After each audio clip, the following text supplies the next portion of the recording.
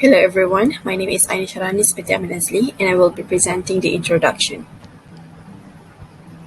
Stephen Krashen, he is graduated from University of Southern California, an expert in the field of linguistics.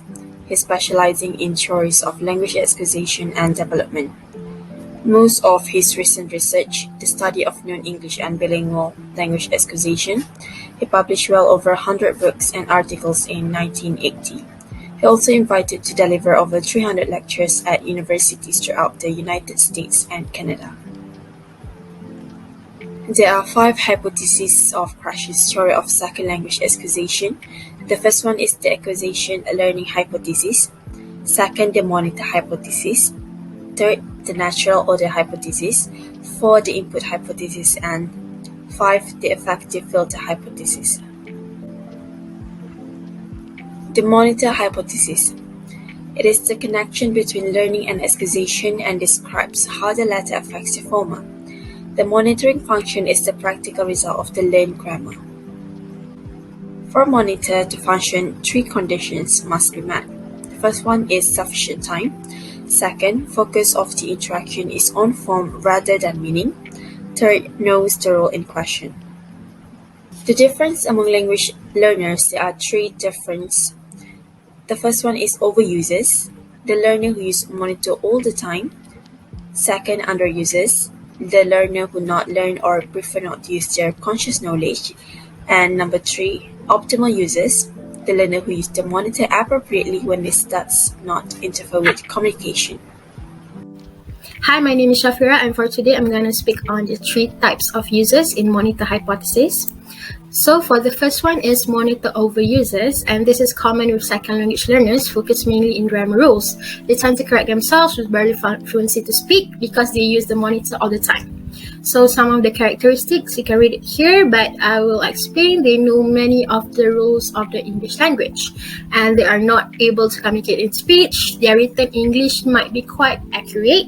They don't have speaking fluency because they are too concerned with being grammatically correct. And when speaking, these language learners make many pauses, repetitions, and speech repair. And next is the monitor underusers, and this happens when learners depend only on their acquired system.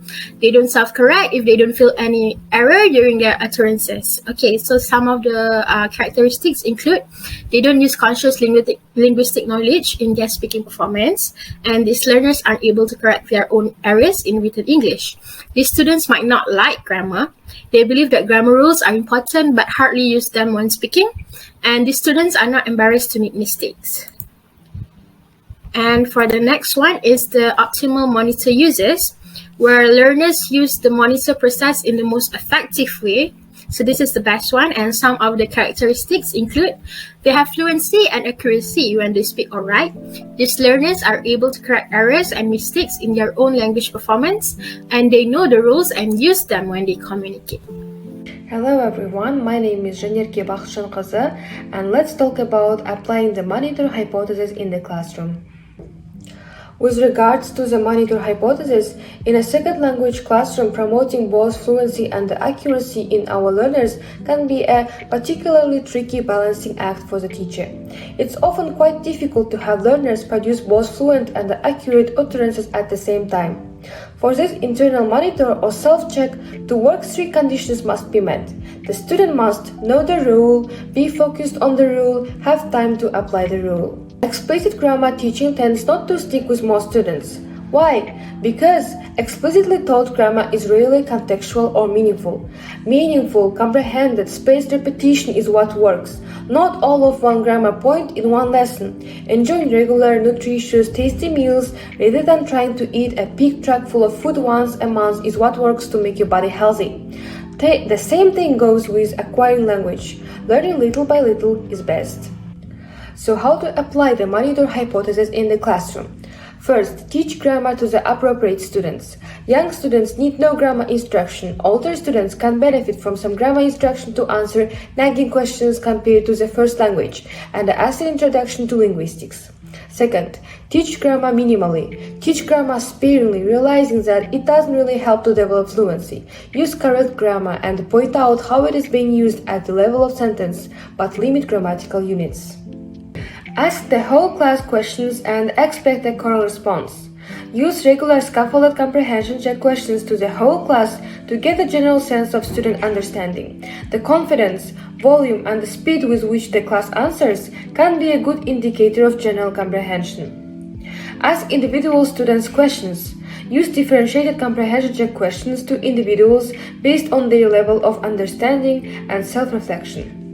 Check acquisition with timed writing. Have students write essays from time to time. Start with timed writing of stories they are familiar with to give them confidence. And of course, let students use the monitor. Occasionally give students time to write, read, and rewrite their essays so that they can use their own internal monitor. Hi, I'm Shafira again, and I'm going to explain the strengths of Krashen's monitor hypothesis. Okay, so as we know, acquisition and learning a second language have a different process. And the ability to produce the language and the natural interaction comes from the acquired competence, from the subconscious knowledge. And we tend to use our first language form with the new words we learn in other language, which is rarely the correct way to communicate in other languages. And the monitor hypothesis helps us to avoid these errors and change the output of the acquired system. Assalamualaikum, my name is Umi Shavika and I'm going to be explaining a little bit about the limitations or difficulties of using the Krashen's monitor hypothesis. There are many difficulties with the use of the monitor, making the monitor rather weak as a language tool. Firstly, it is difficult to implement the monitor hypothesis in real-life situations. As mentioned by previous presenter, there are three conditions needed to be fulfilled in order to activate the monitor system, which are time, focus on form, and knowledge of the rules. But these conditions rarely occur when using the language outside of the classroom. They normally only happen in classroom, particularly on tests that are focused on a particular aspect of grammar, and then the students promptly forget about them. Secondly, as Krashen had stated, the monitor could be applied in case of simple rules only, such as determining the third person singular in the English grammar. But the monitor is considered to be of little or no use for difficult rules like dealing with complex semantic properties. Thirdly, most normal conversation simply does not provide enough time to activate the monitor system. Learners might prevent themselves from speaking a lot or speaking at all due to the fear of making mistakes in their utterances. Furthermore, the rules of language make up only a small portion of our language competence. Acquisition does not provide 100% language competence. There is often a small portion of grammar, punctuation, and spelling that even the most proficient native speakers may not acquire. While it is important to learn these aspects of language, since writing is the only form that requires 100% competence, these aspects of language make up only a small portion of our language competence. McLaughlin points out that Krashen never adequately defines acquisition, learning, conscious or subconscious, which makes it extremely difficult to independently determine whether the subjects are learning or acquiring the language or not. That is all from me. Thank you. Hi, my name is Nadia Uni binti Muhammad. So for this project, we have the opportunity to properly apply the Krashen's monitor hypothesis on some students from Malaysia, Indonesia, Kazakhstan, and the mainland China. Based on the short interview with the students, my teammates and I were able to categorize which types of users the students are in based on the characteristic that Krashen had highlighted in his monitor hypothesis. My name is Naila Faiza. I am 21 years old. I'm from Indonesia. Hello everyone, my name is Jia. I come from the mainland of China and currently study at UKM and major in Thailand. My name is Yanni. You can call me Claire. I'm from China, northern part of China. So my name is Aimisha Fiza. I am 19 years old. I am currently studying for corporate communication at KUPTM KL. My name is Victoria and I'm 20 years old. My name is Saigiram. I'm 20 years old and I'm from Kazakhstan. First off, we have optimal monitor users. These learners use their knowledge appropriately. They are able to keep a balance between self-corrections and fluency, so error correction is not an obstacle in their quest of communication. It's a good question. I really enjoy watching movies, and according to that, I have a lot of favorite characters. And if I had to single out one of them, it will be Legolas. He's an elf from Asinde, son of Thranduil, and the kings of the wood elves of northern woodland. I do enjoy watching movies, also shows, TV shows. And currently, I love Supernatural, the show. And my favorite character from this show is Dean Winchester. The reason why I like him is because I think he is very funny and sarcastic and also good looking. Next, we have identified a number of students that falls into the monitor under user category. These students are not focused on correctness because they have decided not to use their conscious knowledge of the target language. My favorite is the most famous one, Jujutsu Kaisen. I love the main character. His character development is good, I think, because he went from like he doesn't know about how to fight with the demons, but then he learns bit, and also his character, everything about him, like he's getting better by the episode. I'm keen on watching movies too, and I love Harry Potter's, and my favorite character is maybe Hermione because she's brave and smart. Yeah, Alice in Wonderland. I've seen it for many times. I like Mad Hatter. He always treated Alice so well. It really touched me. Well, a few days ago, I watched a Chinese movie named The Left Ears, and I think I really liked the character named Li. I think maybe I can feel the character when I see the movie because maybe we have some like the similar experience. Because I studied in a public high school in China, and actually this movie, as what I said just now, it also takes place in the public high school. So the plot will echo my previous experience, irony and confusion, and so on. So the results from the interview had shown that most of the students are confident to communicate in English, which cut off the possibility of them being in the monitor of a user category. Furthermore, every single optimal monitor users and some of the monitor under users are confident in their ability to participate and actively engage in their English lesson. They find it necessary to interact during the lesson to improve their language skills. In conclusion, we can say that the students under the two categories greatly influence an English teaching and learning dynamics. Hello, my name is Jana, and today I'm going to continue the slide with the implication for foreign language teaching or second language acquisition. So the first point is that teachers need to make sure that they are using comprehensible input when teaching a second language or foreign language. So according to Krashen, you cannot read or listen to something that you cannot understand in order for you to improve your language learning skills.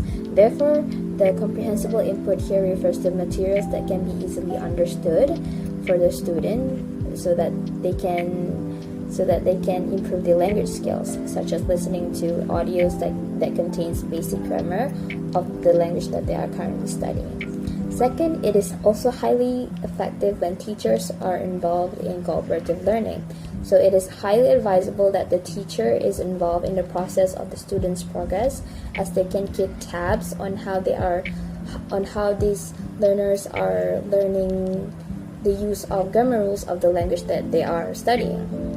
Next, language acquisition can be learned through the use of the language in a different subject that is not focused on the grammar or etc.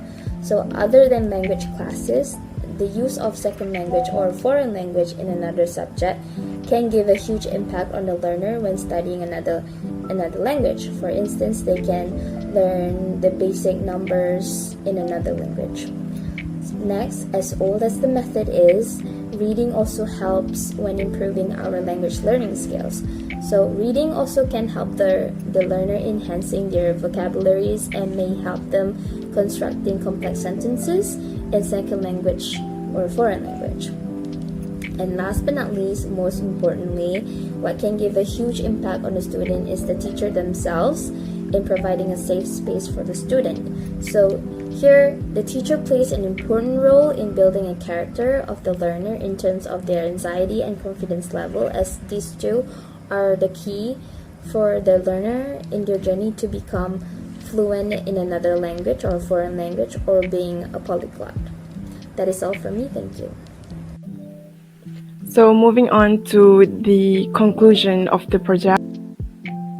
In all, based on what we have discussed above of the contributions as well as criticism of Christian's monitor model in the field of second language acquisition, we can conclude that Christian's monitor model is a very systematic and comprehensive theory on the basis of his years of observation, research, and teaching.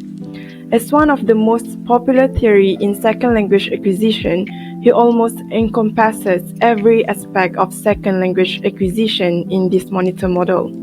It seems that he attempts to explain too much in this single model, which also one of the sources of the flaws in the theory. For we know that it is really difficult to take all kinds of variables into account in second language acquisition at a time. Though the lack of empirical evidence or unclear definition of terms made some hypotheses in his theory unable to be tested in some sense, these flaws have challenged other researchers in the field of second language acquisition to come up with better solutions to the problems found, which is also a drive for the acceleration of theories in second language acquisition. Anyway, we could not ignore the value of his theory just because of these imperfections. Additionally, this theory has played a crucial role in facilitating the teaching of second language all over the world, and some effective teaching methods have been based on his main claims in this theory for facilitating the learners to better acquire the second language. Despite various criticisms from all perspectives, Christian's monitor model has played a significant role in the field of second language acquisition and second language teaching. That is all from us. Thank you for listening.